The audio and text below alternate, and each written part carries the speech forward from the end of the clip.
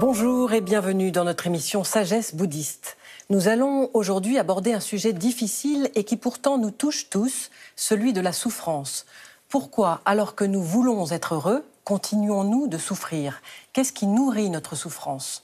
Nous consacrerons 2 émissions à ce sujet avec les réponses du village des Pruniers, le centre du maître zen vietnamien Thich Nhat Hanh. Aujourd'hui, nous étudierons comment les perceptions erronées nous empêchent de toucher la souffrance, en rappelant qu'elle est au cœur des enseignements du Bouddha, exprimés dans les 4 nobles vérités. La semaine prochaine, nous verrons de quoi se nourrit précisément la souffrance, avec en particulier les 4 catégories d'aliments qui l'entretiennent. Nous avons aujourd'hui le plaisir de recevoir Sœur Chan Kong. Bonjour. Bonjour. Vous êtes la cofondatrice du village des Pruniers, établi en Dordogne, aux côtés de Thich Nhat Hanh, duquel vous êtes la disciple depuis plus de 50 ans. Vous enseignez le Dharma au village des Pruniers, mais aussi dans tous les centres fondés par Thich Nhat Hanh en Europe, en Asie et aux États-Unis. Merci de répondre aujourd'hui à nos questions. Alors aujourd'hui, précisément, la souffrance est au cœur des enseignements du Bouddha. Est-ce que vous pouvez nous rappeler comment il aborde cette question? Oui, parce qu'il était un maître, un enseignant très profond et très éveillé, le Bouddha. Et on a posé des questions trop superflues, pas nécessaires. Et il a dit que, écoutez, moi, je veux que vous parliez vraiment de votre souffrance. Et j'ai des méthodes concrètes. Premièrement, il a dit qu'il faut reconnaître votre souffrance et regarder profondément les racines, les causes de ces souffrances-là et toucher le Bouddha en vous-même, c'est-à-dire la partie une grande paix, une grande compréhension, un grand amour en vous, et toucher le Bouddha en vous-même pour pouvoir voir en profondeur les causes, cette cause, l'autre cause, beaucoup de causes qui vous mènent à cette situation qui vous fait souffrir. Et donc, le premier chemin, c'est reconnaître votre souffrance. Deuxième, essayer de regarder profondément les causes de vos souffrances. Et pour regarder profondément, il faut toucher le Bouddha en vous-même. Et il y a des méthodes, arrêtez d'être dispersé pour être plus calme, toucher ce qui est profond, ce qui est éveillé en vous. Mais en utilisant toutes ces méthodes-là, on peut nous en sortir. Mais le Bouddha a dit que la vie n'a pas seulement la souffrance, il y a aussi le bonheur. Et il faut pratiquer de telle sorte, on appelle les 8 pratiques correctes. C'est le noble sentier des 8 pratiques correctes pour... L'octuple sentier. Oui, pour devenir un Bouddha. Alors reconnaître la souffrance, c'est donc le début, mais ça paraît ce qu'il y a de plus difficile, parce qu'on a l'impression que la souffrance, on ne la reconnaît pas toujours forcément, on en produit, on en est victime, mais parfois on refuse de la voir. Comment reconnaître sa souffrance? Oui, c'est exactement ce que le Bouddha a voulu dire, que premièrement, même si vous êtes si sûr que c'est à cause de lui, c'est à cause d'elle, je souffre parce que c'est à cause d'elle. Et ça, c'est on appelle la perception erronée. On a tendance à responsabiliser autrui, c'est ça? Autrui au lieu de nous. Et si vous pouvez toucher le Bouddha en vous-même, la compréhension, l'amour en vous-même, avec cette compréhension, on est plus calme, on garde une distance pour regarder plus en profondeur les choses, en sa propre valeur, et on écoute l'autre, de telle sorte que finalement, on arrive à une solution pour nous en sortir dans la compréhension mutuelle. Mais pas seulement c'est ta faute, moi, je suis parfait. Donc la perception, c'est une vue très partielle de l'autre. Et c'est très partielle de nous-mêmes aussi. On pense qu'on est le roi, on est la reine, on connaît tout, on est très, très, très clairvoyant, alors que l'autre, c'est sa faute à lui. Et dans le bouddhisme, moi j'ai découvert par moi-même aussi bien, j'ai partagé à mes amis qui font au village des Pruniers où je pratique, j'ai dit que dans les relations amoureuses, il y a 3 points qu'on doit se rappeler. Le premier point, c'est-à-dire on doit que ma relation avec lui ou avec elle, c'est impermanent. Et on ne peut pas dire, oh, elle était formidable avec moi, et maintenant elle m'a trahi. Non, parce que l'amour, la relation entre vous et elle ou lui, c'est seulement un petit arbre. Mais grâce à l'impermanence, l'arbre va grandir, grandir, avoir beaucoup de branches et va devenir un arbre séculaire. Et l'amour peut devenir comme ça. Si on sait écouter l'autre, on sait aimer, c'est comprendre. On n'aime qu'une partie de lui. Mais une autre partie de lui ou une autre partie d'elle est très profonde. Son enfance, ses difficultés de l'enfant, de jeunesse, des abus qu'elle a eus. Et tout ça, vous n'êtes pas au courant. Elle ne peut pas vous raconter tout. Elle n'a pas essayé de cacher. Mais il y a des parties. Et s'il y a un conflit, je vous prie, ne pas parler.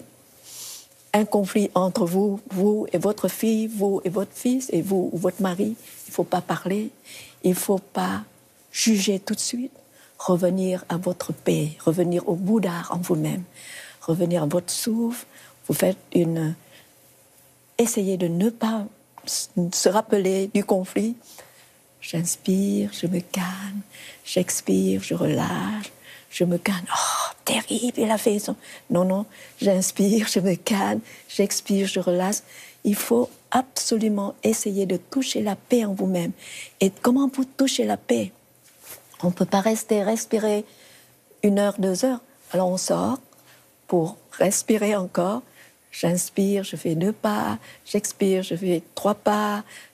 3 ou 4 ou 5, ça dépend de votre respiration.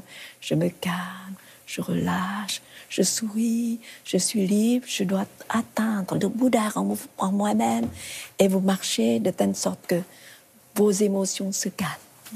Et quand vous pouvez calmer vos émotions, c'est ce qu'on appelle le samatha, c'est-à-dire arrêter d'être dispersé et on regarde plus profondément.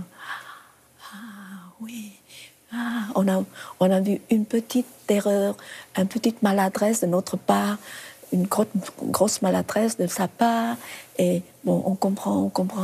Et puis on fait un regard ensemble dans la paix. Après 2 heures, ou après 3 jours, après 5 jours, ça dépend et après ça, on écoute, on dit, j'ai compris, je t'ai apprécié beaucoup, ceci, mais j'étais très choquée que tu as pu faire cela, et ça me manque. Est-ce que tu peux m'expliquer? Et si on écoute gentiment, on pose la question d'une façon si gentille, l'autre dit, bon, il ouvre le cœur. Ça, c'est l'impermanence. Le deuxième saut de l'amour, c'est le non-soi. C'est-à-dire, vous aimez lui, mais vous pensez que vous l'avez aimé, mais vous n'aimez que 40%. Il y a 60% de lui que vous devez comprendre. Et le troisième, mais quand même, vous êtes tombé amoureux de lui seulement 50% ou 60%. Il y a 40%, c'est un peu trop difficile et différent. C'est le nirvana de lui. C'est-à-dire extinction de tout jugement. Il faut accepter tel qu'il est, il faut accepter tel qu'elle est. Écoute, bon, ça me choque un peu, mais j'accepte parce que tu es comme tu es et tu es sincère. Voilà, des 3 sauts de l'amour que j'ai offerts et ça marche beaucoup. Beaucoup de jeunes aiment cela. Alors Thich Nhat Hanh utilise pour qualifier la souffrance que l'on doit non seulement identifier mais aussi reconnaître. Il dit qu'il faut l'embrasser, c'est-à-dire en prendre soin comme d'une personne, de l'accueillir auprès de soi. Est-ce que vous pouvez nous expliquer un petit peu? Oui, c'est-à-dire, bon, elle est choquée de ce qu'il a fait. Et donc, elle est en colère. Et elle a dit, non, il faut que je touche le Bouddha en moi-même. Donc, j'inspire, j'expire. Mais... Et puis, vous êtes en colère de nouveau. Il faut embrasser la colère. Il ne faut pas dire que « Oh, la colère, c'est pas moi. Je suis très bien, je suis une bouddhiste, je suis un enseignement du dharma, je n'ai pas à être en colère. » Non, il faut accepter qu'on est en colère. On est en colère, mais il faut accepter qu'on ait peut-être une perception erronée de la situation. Donc, on revient à soi-même et on marche. J'inspire, je me calme, j'expire, je relâche. Terrible, comment il peut le faire cela? Bon, j'embrasse ma colère. Accepte, c'est normal que je suis choquée, mais je dois atteindre ma paix pour pouvoir écouter en toute tranquillité.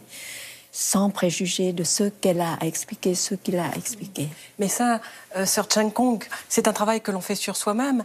Et dans une relation à deux, il faut peut-être que l'autre aussi fasse ce travail. Ou vous pensez que la solution va venir de soi-même? C'est mieux de deux, mais de soi-même, ça marche aussi.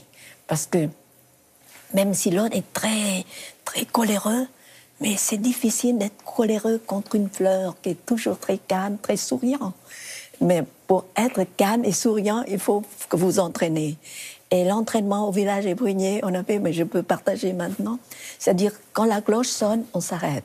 On s'arrête, on n'a rien à calmer, mais quand même notre esprit va, je pense à ceci, je pense à ceci.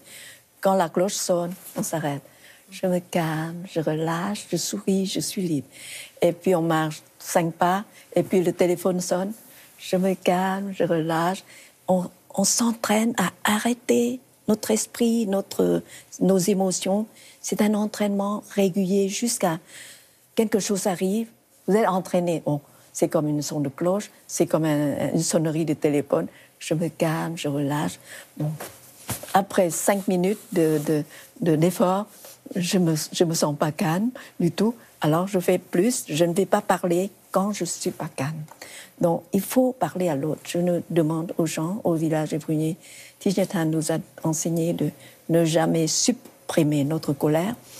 Il faut honorer, mais on le part quand on est plus calme, quand on a le Bouddha dans notre cœur, et avec la sérénité, la bonté, la compassion, la douceur, on peut écouter l'autre.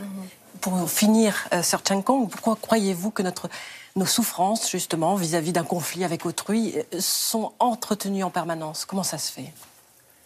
Oui, parce qu'un arbre, même si vous achetez un arbre tout petit, il faut entretenir. Et l'amour, c'est la même chose. Et vous aussi, votre corps physique, vous devez entretenir votre corps physique. On choisit les aliments qu'on mange, qu'on parlera plus tard, la semaine prochaine peut-être. Mais il faut entretenir notre corps et notre esprit. Il faut nourrir notre esprit avec beaucoup de choses et des choses nutritives spirituellement. C'est comme ça que nous essayons de le faire. Une phrase peut-être de Thich Nhat Hanh pour conclure. Le vrai bonheur est possible si l'on cesse d'absorber les aliments qui nous font souffrir. Oui, parce qu'il a donné vraiment un enseignement, mais le Bouddha a donné durant son temps 4 sortes de nourriture qui est très important. Et ce sont ces nourritures qui entretiennent avec les poisons, qui entretiennent notre malheur. Et il y a des nourritures qui entretiennent notre bonheur. Donc nous allons parler plus tard. Voilà, ce sera le sujet de la semaine prochaine, dans notre prochaine émission. Et puis nous dédions cette émission au vénérable Thich Nhat Hanh, pour lequel nous avons une pensée ce dimanche. Voici à présent quelques suggestions de lecture en rapport avec notre émission. Tout d'abord, La force de l'amour de notre invitée Sœur Chan Kong, chez Albin Michel. Un récit autobiographique édifiant où la guerre au Vietnam puis l'exil en France furent autant d'épreuves qui forgèrent la détermination de la disciple de la première heure de Thich Nhat Hanh. Le cœur des enseignements du Bouddha de Thich Nhat Hanh aux éditions de la Table Ronde, un livre référence sur les fondamentaux que sont les 4 nobles vérités et l'octuple sentier, enseigné par le Bouddha, avec tout un chapitre sur les 4 catégories d'aliments dont nous parlerons la semaine prochaine. Savourer de Thich Nhat Hanh avec le docteur Lilian Chung chez Guy Trédaniel, éditeur.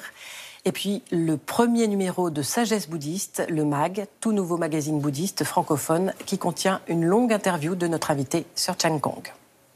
Cette première partie d'émission se termine. Vous pouvez la revoir toute la semaine sur le site internet de France 2 en consultant pleuse.fr. Merci de nous avoir suivis. Très heureux dimanche. À la semaine prochaine pour la suite.